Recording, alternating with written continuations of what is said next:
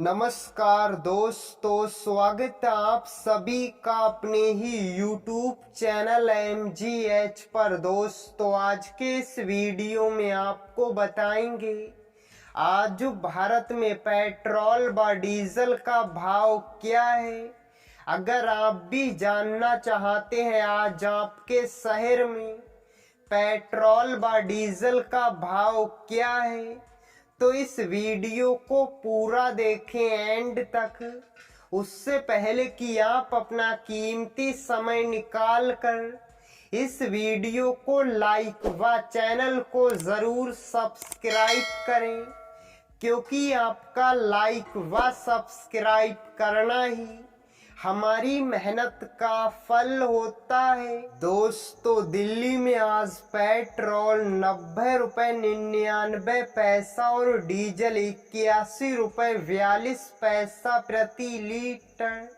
मुंबई में आज पेट्रोल 97 रुपये 34 पैसा और डीजल 88 रुपये 49 पैसा प्रति लीटर।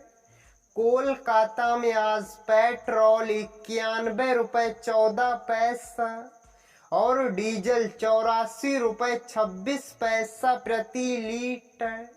जयपुर में आज पेट्रोल 97 रुपये 3 पैसा और डीजल 89 रुपये 62 पैसा प्रति लीटर।